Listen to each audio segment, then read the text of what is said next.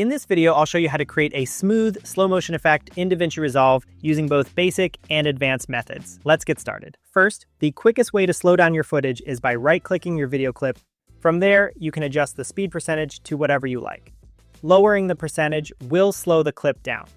But if you only want to slow down a specific section of your clip, not the entire thing, there's a more flexible option. Select your clip and press Ctrl and R on your keyboard. This brings up the retime controls, which display speed adjustments directly on your clip.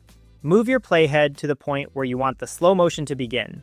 Then, click the small arrow next to the speed value and choose Add Speed Point. Next, move the playhead to where you want the slow motion to end and add another speed point. Click and drag the speed marker between those 2 points to the right. This stretches the time between the points, effectively slowing down that section of your video. You'll notice the clip's duration increases accordingly. To make the slow motion effect smoother, head to the inspector and find the Retime and Scaling section.